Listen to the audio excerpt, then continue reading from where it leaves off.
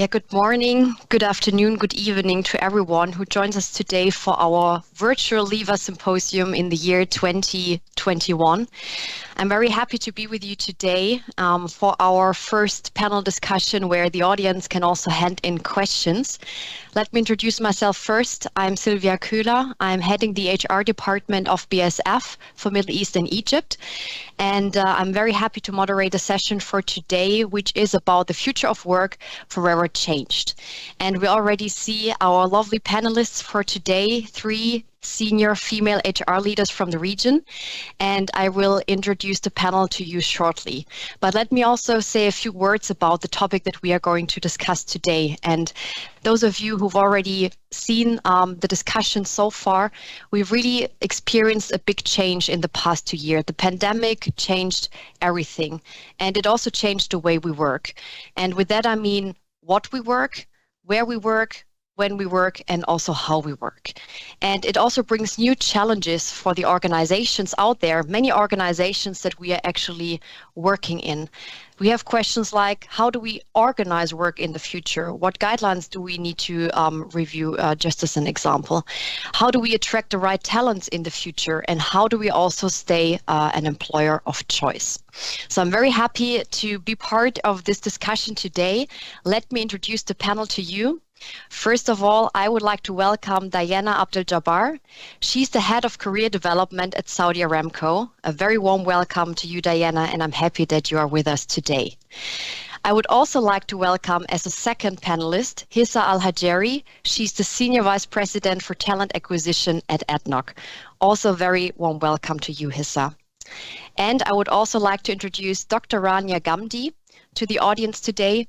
She's the Director for Talent Services at Johns Hopkins Aramco Healthcare. And Rania, it's really a pleasure that you are with us, and I'm very delighted to spend the next 30 minutes, a little bit less than 30 minutes now, together with you. Let me start with a question, first of all, for you, Dianah. Dianah, I can say that you are really a true expert when it comes to the topic of future of work. You've already held several speeches about the topic. You've been part of the World Economic Forum also. And we see that this whole situation of the pandemic brought a lot of challenges with it for let's say, the world in general, for the economy, but also for organizations. What are those challenges, and how can we tackle them from your perspective? Dianah, you need to unmute yourself. Good morning and good evening, everyone. Yes, thank you, Sylvia. And I think this is a great question, and I will answer it from 2 different lenses. The pandemic has a huge impact on the globe and then directly on the businesses. So I'll start with the first lens. It has an impact on the globe, and it drove so many trends, and I will just highlight 4. So the first trend, I think that the pandemic accelerated the upskilling process, because it is a result of accelerating, integrating, and inviting the technologies in our business, where we all adapted new ways of work using technology. And also the pandemic, I think, accelerated developing a lot of cloud computing experts, artificial intelligence, algorithm writers, and so on. Based on the World Economic Forum, the Future of Jobs report, it notes that 50% of the workforce will need upskilling by 2030, and 40% of those will require up to 6 months. And I think the pandemic accelerated this whole process, and I'm looking forward to see the new Future of Jobs report, and I think this period will be even shorter. The second trend, I think that the pandemic has an economical impact because of the opportunity to work remotely. A lot of employees with their families moved to the suburbs and to the smaller cities, allowing those smaller cities to really grow economically. The third trend would be the big shake in jobs. I think that the pandemic really displaced a lot of jobs and transitioned a lot of jobs as well. Examples for those is that there's a lower demand on salesmen because there are a lot of online transactions and self-services. Another job from the fast food industry would be that a lot of companies replaced people who flip burgers with machines and robotics. The last trend would be the great attrition, as noted previously in the previous session. There is a huge global recession where a lot of employees lost their jobs or just resigned, and this creates a huge disruption in the labor market demographics. And quickly, its impact on the business, the three W's: work, workforce, and workplace. We've spoken about the work. The workforce, of course, the pandemic created a huge urgency to relook at the engagement of the employees, the well-being, and the mental health. As Bruno mentioned, we also have engagement surveys in Aramco and pulse surveys as well based on the need. And the workplace, as we all know, we've all tried virtual working, and it is the new normal. Thank you very much, Dianah, for giving us some insights there. And I would actually like to continue with elaborating on this and raising a question to you, Hissa. Where do you actually see the greatest challenges for you personally, but also for the organization that you work with? Okay, thank you, Sylvia. Thank you, Dianah. Assalamu alaikum. Actually, the greatest impact that I'm meeting you today virtually. So 2 years ago, I will not be tempted, or I wouldn't be comfortable to have a virtual event for three simple things. I didn't know that the technology will enable and deliver and will be that reliable.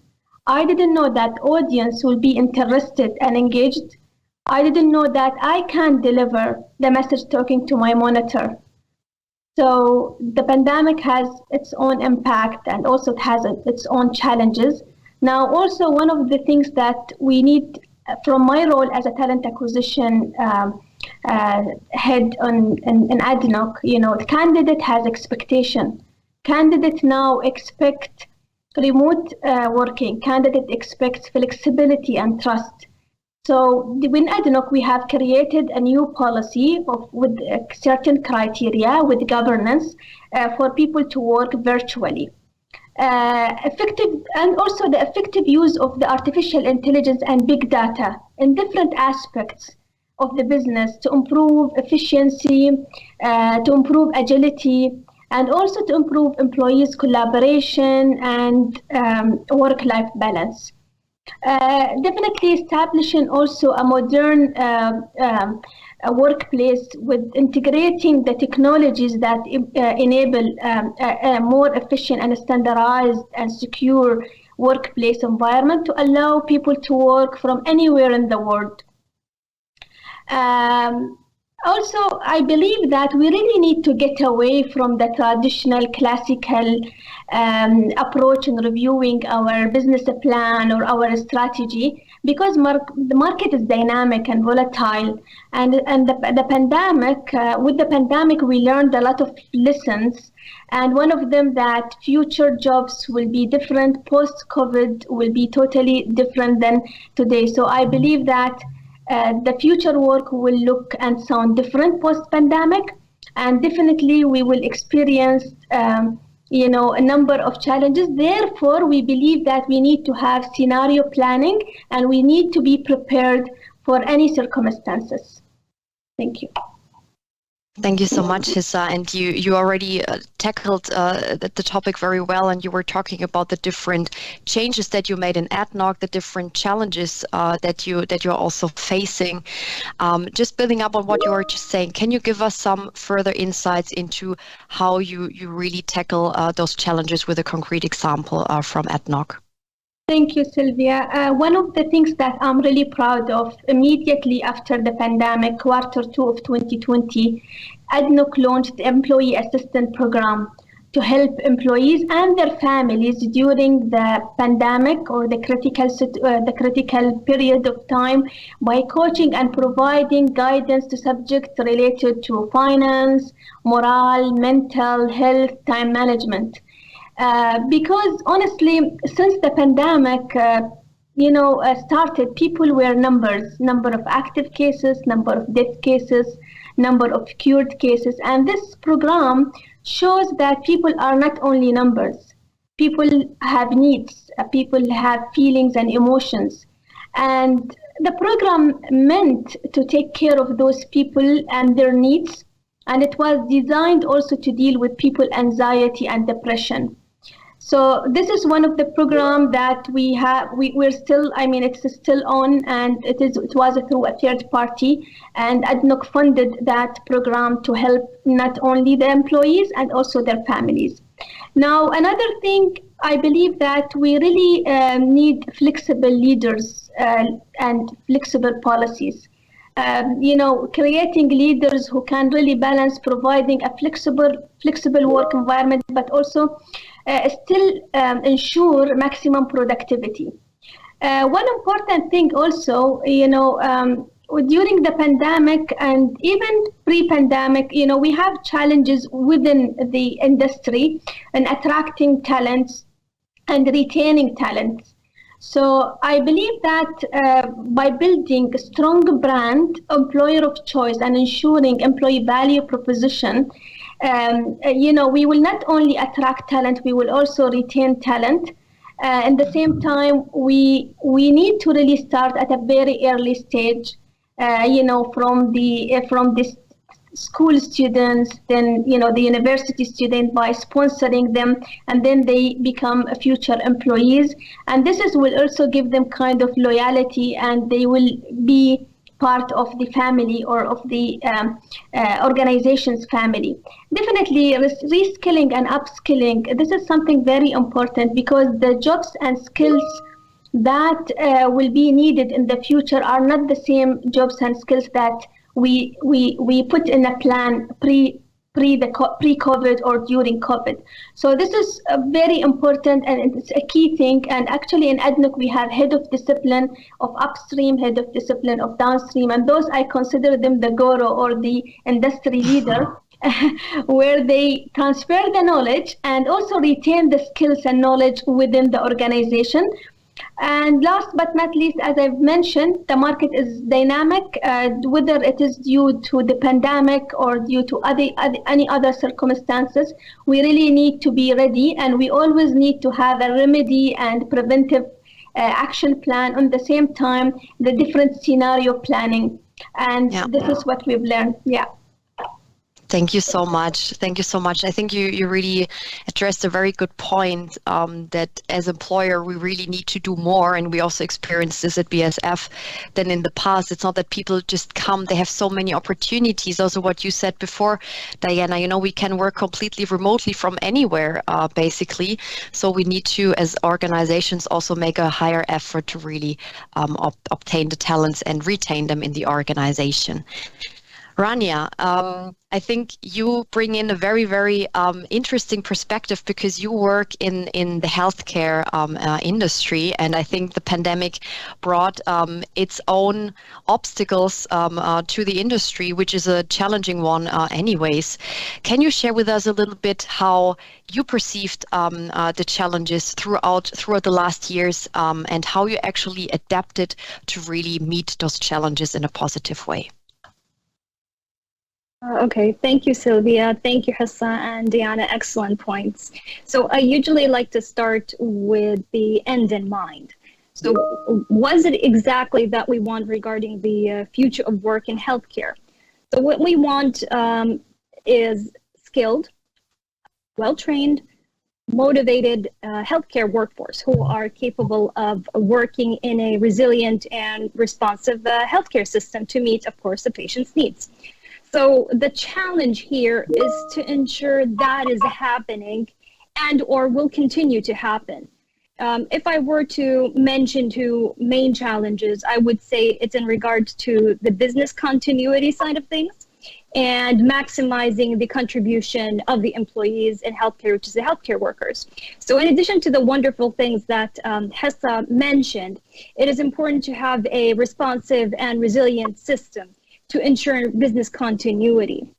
So organizations need to ensure that they have a robust, structured business continuity and plan in place. So such questions such as what do we do in a disaster situation? How do we ensure that our business will continue uninterrupted are some questions that would come to mind. What we've done in our organization in Johns Hopkins Aramco Healthcare, we've updated our business continuity plan, and we've also worked on the policies, the processes. We've had disaster drills, and we made sure that the entire organization contribute in this disaster drill exercises. So all the organizations, clinical VAs and non-clinical employees. In regards to maximizing the contribution of the employees and to make sure that we have a resilient healthcare system, so the way I see it, the future of work must and will be shaped by the actors involved. So we need to reach out to the actors. So that means our stakeholders, which means our patients, our employees themselves, and we need to include them in the process. So discuss their needs, perhaps through satisfaction surveys for our patients, employee engagement surveys, so for our employees. And we can also have, or what we've done is we had one-to-one sessions with our executive management team. So we've done so for our performance management system, and we've also done so for our education and training strategy. So it's about inclusion, including everyone and everyone feeling engaged. So that would be one of the things that we focus on, at least during these times.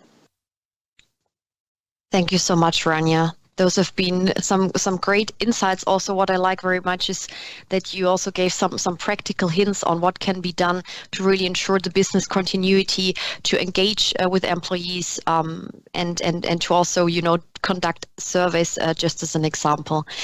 And at this point in time, I would like to ask again the audience, if you have questions to our three great panelists about the future of work, topics that we have just been discussed, or something that you have on your mind that you would like to address, please feel free to drop your questions in the chat. We have a little bit more than 10 minutes left, so I'm very happy to bring in some of those questions into the round with the three panelists we have here today. To give you a little bit of time to think about your questions, I will continue with one more question from my side. And Rania, I would actually like to also continue here with you. Like I said, you already gave us some practical insights. And what we also heard before is that everyone needs to undergo a certain, let's say, change process. We need to skill up. We need to develop new skills, new behaviors. What, from your perspective, would leaders, but also employees, develop to really meet those challenges of the future of work successfully? Thank you for that question, Sylvia. So the way I see it, it's about offering. So what do the leaders or employees have to offer the organization, the leaders, and the employees themselves again? So OFFER, open communication, feedback, being future focused, empathetic, and resilient. So let's start with the open communication. So it is important to maintain a two-way communication and have a trustful relationship between the employee and the manager. So these are important elements for coordinating work and enabling people to experience a sense of belonging and engagement. So remember, we're dealing with people, so we just want to give them the sense of belonging and engagement. So both of these are important, especially in challenging times and times where the organization goes through specific changes. Some of the practices that many leaders have learned during the pandemic, and I'm sure that everyone would agree, is try to increase the communication. And hopefully we will continue on applying this as we move forward. So when it comes to feedback, it's somewhat related to communication. So this could be formal or informal. It could be scheduling more time with the manager, specific discussions, whether be it regarding performance. It could be anything informal, specific concerns. It's sort of like a check-in with the employees. It could be as frequent as the manager and employee want. We've had a quick discussion with the employees. Some employees have actually raised their concern. They wanted more frequent check-ins with the manager. Some employees didn't. So we would leave that up to the manager and the employees. So what would also recommend is to have or utilize the technology tools that we have, virtual meetings for those who are working from home or face-to-face. So again, the manager should be able to utilize the available resources and identify the most appropriate form of communication. And we also like to emphasize to have two-way communication, and that being feedback as well. So the employee would also provide the manager feedback, whether it's regarding performance or specific practices. So just another way of engaging the employees in the process, in what's going on in the organization in general. And some employees actually do have great ideas. So it's might worth listening to the employees. And moving on to future focused, it's more about being strategic and being results oriented. So leaders need to find a way to move business forward, whether through digitalization, innovation, or other approaches. Again, they can reach out to the employees. Employees might have great contributions. And so to be future focused, we also emphasize, and we actually train the leaders during our performance management training, is to find a way to align the department goals and KPIs, of course, with the organizational strategic initiatives. And of course, they have to cascade it to the employees in an effective manner. If we move on to empathy and resilience, so they're somewhat related. So empathy is more of being understanding and flexible, practicing empathetic listening, being more attuned to the employees' needs and concerns. So it's just about taking that extra effort, that extra mile for the employees. They're worth it. And moving on to resiliency, it's about bouncing back from setups and learning. So it's not just thinking forward in terms of future planning, it's also looking back. So trying to apply a reflective practice, we call it in healthcare. We use it in the medical side, so we can also apply it in this situation as well.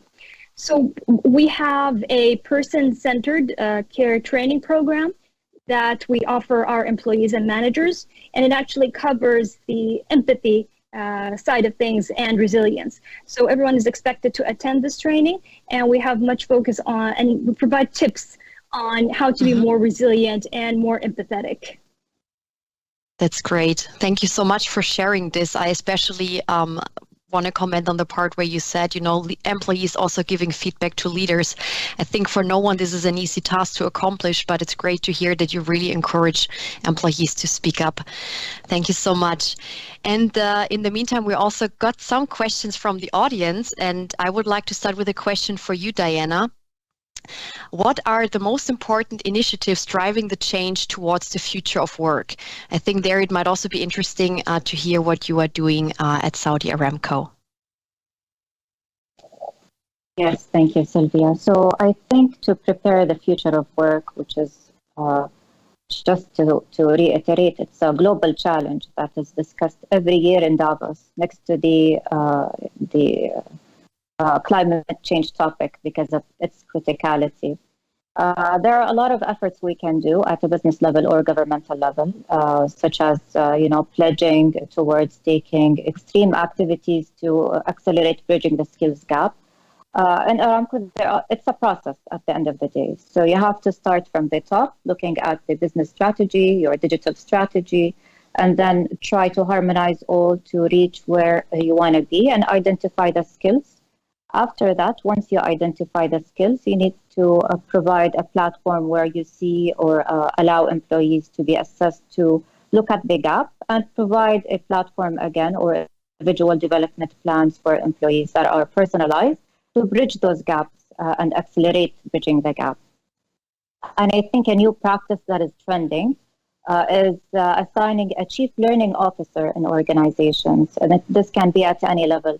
But because of today, there are so many e-learning channels we have. Every day we receive an invitation to attend a webinar or an online course, just to make it more focused on where do you want your employees to be and what skills to upskill or reskill. You will need a chief learning officer to do that. And this is what we do in Aramco. We have hundreds of functional competencies for our employees. And then we have a set of behavioral competencies, another set of leadership competencies.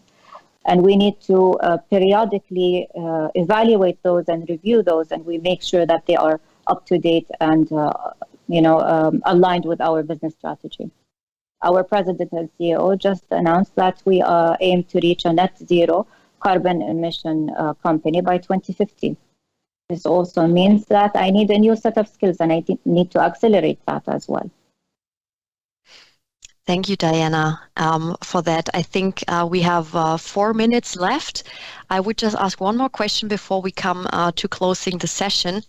And it's just also a little bit related to what you were just talking about, Dianah. I mean, we see a change in the economy. We have a stronger drive to sustainability. You talked about the net zero target.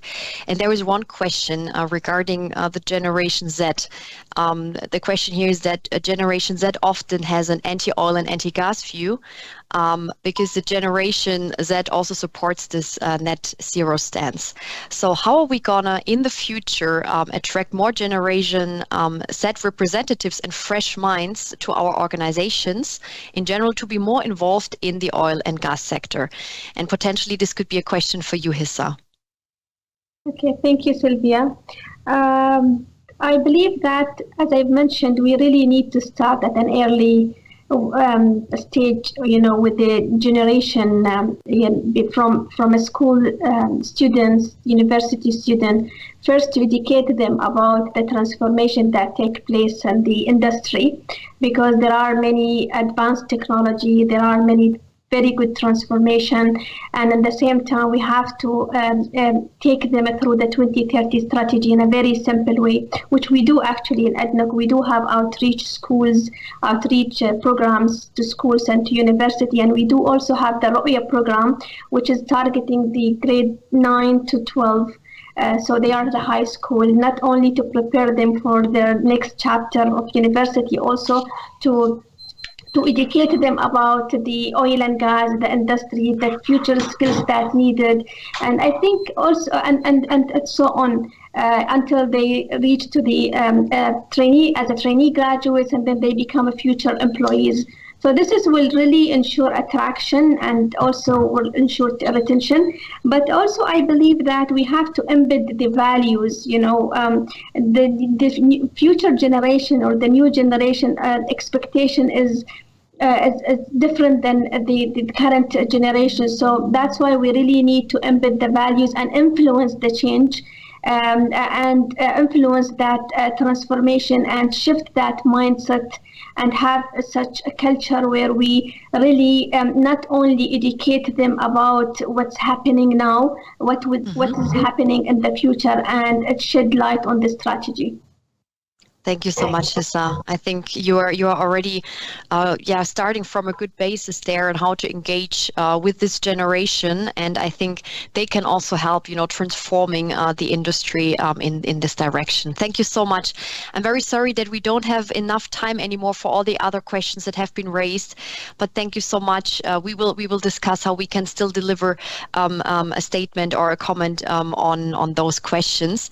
And before we finalize the session, I know we just have about 1 minute left. I would like to ask our 3 panelists for a short final statement. What words of wisdom, as we heard it before, would you like to leave the audience with? Let's say, Dianah, would you like to start? Yes, thank you.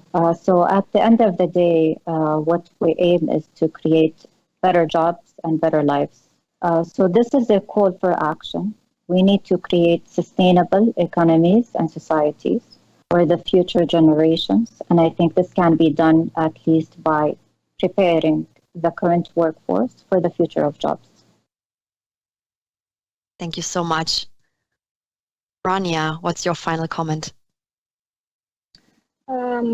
Okay, so Steve Jobs once said, great things in business are never done by one person.